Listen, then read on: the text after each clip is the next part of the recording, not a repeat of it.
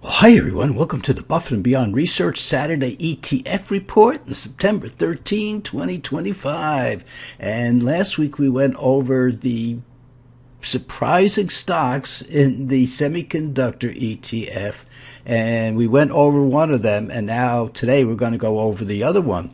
So it's the best of the best, or the ones that are surprising us the most for sure. And remember, if you want to walk on this beach like Jimmy Buffett once did, you've got to learn how to invest even better than Warren Buffett does now. And remember what we were doing last week? We plotted 3 or 4 ETFs against the S&P 500. S&P 500 is this black line. And because big charts, which we usually used to use, kind of just disappeared off the face of the earth. And so now we're using another chart, and we're only allowed to have 5 on at one time. But this is just a summary of what we did last week. And here's the black line S&P 500. We were picking the ETFs that outperformed. So we went through all of them last week, and it winds up being this one up here, which is the semiconductor ETF. And that semiconductor ETF outperformed all the ETFs that we went over in the S&P 500 group of ETFs. And of course, the one ETF that was beating everybody was gold. But the next one was semiconductors. So we're going over the other stock that we didn't go over last week in this week's ETF report. And remember, we went to the computer program. We went to the semiconductor ETF, and we sorted the projected 2026 ROE from the highest to the lowest, and we went over them. And of course, we had Broadcom in other portfolios. We have NVIDIA in the portfolios, Monolithic, Advanced Micro Devices we used to have. So we had to look, or we didn't have to, we looked at PI in here, and we saw that it was very erratic in the past. So we just kind of, what we use this sheet for is just to kind of eyeball, and then we'll click on each one and go into the stock further. But we could see last year they only had a 12% ROE, and the year before that at 14%. So this 39% really is out of whack, so to speak, in this particular stock. So we don't even look at any further. Monolithic, you can see that all across the board it had nice high ROE. And of course, to get into our growth portfolio, we look at a 20% ROE.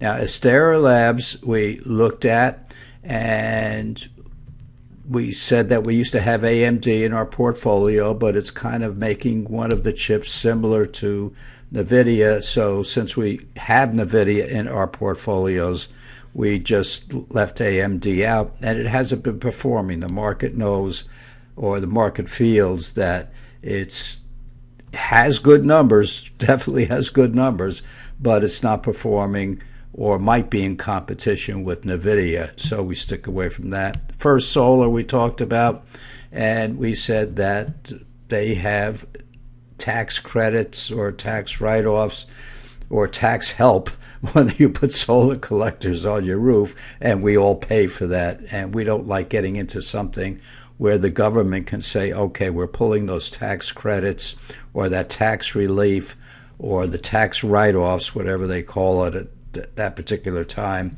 And so we stay away from First Solar, even though it has good numbers. But again, the market looks at it and says, no, it's got the government's hand on it, or could have the government's hand on it, which it could pull out at any time. The other stock was Rambus, and that's what we're going to look at today because it has pretty nice return on equity numbers and above our 20%. And as we eyeball it across, we see that, okay, it's pretty good, worth looking at. Now, what we did in this chart is we looked at those stocks. Here, the black line again is the S&P 500. We looked at those stocks, and Advanced Micro was down here, this red line. And that's what we don't like about it. It's staying too close to the S&P 500 and more volatile than the S&P 500 also.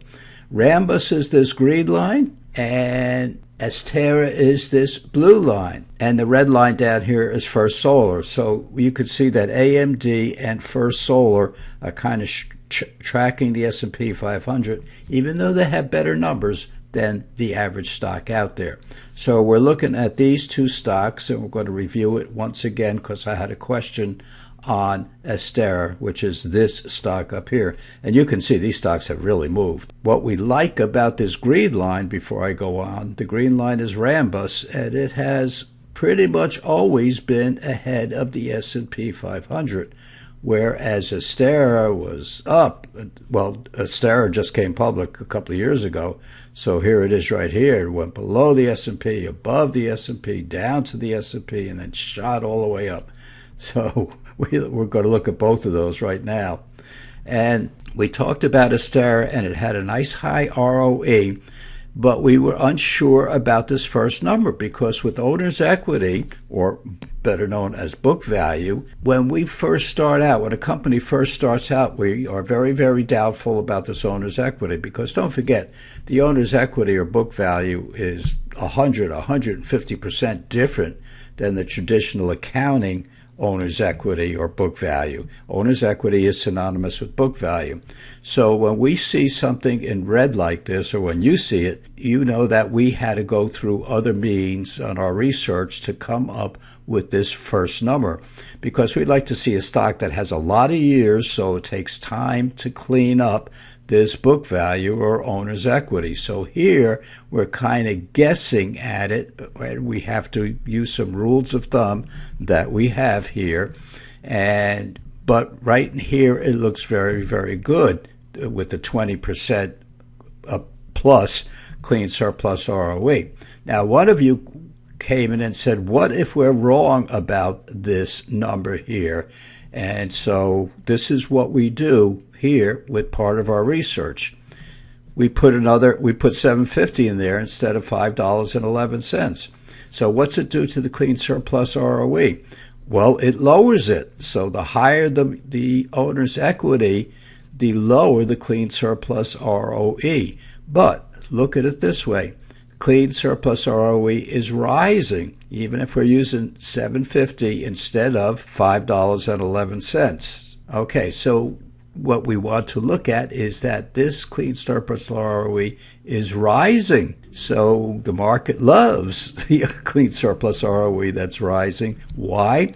Because that means the net income or the clean surplus earnings, this is not traditional accounting earnings, this is net income minus the non-recurring items and future liabilities and those stock options that are used for payment rather than a salary, or in addition to a salary that's not accounted for. Well, it is in the footnotes. All you have to do is figure it out. But a rising clean surplus ROE means that the earnings, clean surplus earnings, are going up at an increasing rate. So Astera Labs now takes on a different look, but it's still a good look. We kind of like this, that it's going up like this. So we like Astera Labs in this semiconductor ETF. Now, let's look at Rambus. Well, Rambus has a long history going all the way back. We got it down here to 2011. We could see that it lost money in the beginning years. Then it started making money, and then there were 2 years, 2020, that's COVID, 2022, the market was bad, and so it had negative ROEs there. But look back here, we can see that, of course, when it's negative, it has a negative clean surplus ROE. When the earnings or the clean surplus earnings are negative, it has a negative ROE. Then that ROE started building, and then they came down for these 3 years in here between COVID and the stock market decline of 2022. Remember, the S&P was down 19.6%. The NASDAQ was down 34%. But look at it now. It's still above 20%. The thing is that this ROE is declining, which means the rate of increase of the earnings, even though the increase is going up, that's why they call it an increase. So the earnings are going up, but they're going up at a declining rate. So even though Rambus looks good in here, and of course on that chart that we looked at, there it is, Rambus looks good. The market loves it with that high clean surplus ROE. That maybe Astera up here might be better because it has a rising ROE, even though it's only been around a couple of years. So that's one thing that we have to look at. But let's go back again. Both of these stocks look pretty decent in here. And the thing that we worry about, that we were talking about this just this morning, is that you never know when one of these stocks, they're in the semiconductor and they all industry and they all do slightly different things. And when you take a company like this, what's another company, say Astera, comes in and takes some of Rambus market share because it starts doing something that Rambus is already doing. So it's very easy to derail some of these companies unless you're a leader like NVIDIA, and then sooner or later somebody's going to come in. When NVIDIA is making so much money, you know competition's going to come in. Is it going to be a Rambus? Is it going to be an Astera? Or is NVIDIA going to take market share from these guys and NVIDIA would just crush them? So that's the problem of the volatility when you get into some of these companies that are in the same industry, but what are they doing? They're all doing something a little bit different, but how much does it take another company to come in, another semiconductor company to come in and just take market share away from them? Then the stock drops 50%. So that's what we have to worry about when we get into the semiconductor, and that's why we don't fill our portfolio, our growth portfolio, or our other portfolios we're just going to look at right now. But revenue growth with Rambus is very, very nice. I mean, it's almost four times that of the average stock. No debt. Neither one of these companies have any debt. And of course, they're not paying a dividend because they're taking all the money, putting it back into themselves in order to grow. Now, this net income growth is only 10.9%. But you see how it gets distorted. Let's come back over here. When you go from a negative to a positive, all of a sudden that's a 1,500% increase. And so what we did up here is we just took the last 3 years, well, not the last 3 years, the last 2 years, plus the projected for next year. And this is, for this year, 2025, this is still projected. So it might be higher, it might be a little bit lower. So we just took that. That's an average of 10.9%. That does not excite us. Let's go back to Astera. So again, this is Rambus right in here. This is Astera up here. And down here you have First Solar, which is this red line. And then the pink line is AMD.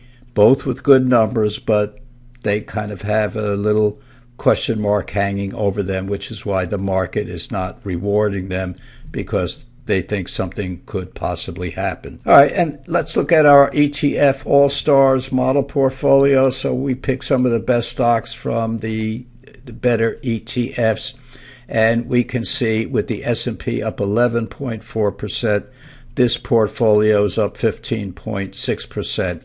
And it has almost doubled in the past month because we have the returns from August 11th, and now this is as of the other day on the 10th, which is Wednesday, but we're up 15.6%. Last year, this portfolio was up 36%, so 15.6% is not bad because we're halfway through the year. And of course, 2023, we were coming off a bad year, 2022, and 2023, this portfolio doubled. And it wasn't quite the same portfolio, but it was close. And then our NASDAQ 100, or the best stocks out of the NASDAQ 100, is up 16.5%, with the S&P up 11.4%. And of course, the one that's hurting us in here is the trade desk, just killing us in here. But that's why we have more than one stock or more than 5 stocks in here. So all our portfolios, including the dividend growth and income portfolio, which we'll go over next week, dividend income and growth portfolio is outperforming the S&P, our 30 stock 30 growth stock portfolio outperforming the S&P, and these two portfolios, our ETF portfolios, we call them, are both outperforming the S&P 500 by a nice amount. So, folks, we had another record-winning week this past week, and the market just doesn't want to stop going up, and it's not running away. It's just going up little by little. And this week the Fed meets, and they're talking about a 25 basis point cut. Some people are saying it might even be a 50 basis point decline, which is a 0.5% decline on Wednesday. So we'll know about that on Wednesday, Tuesday, and we'll see what happens. So, folks, go out, enjoy your weekend, take some of your profits and spend it on yourself and your family. Go out, enjoy yourself, be with your family. Most of all, stay safe, and we'll see you back here in a couple of days.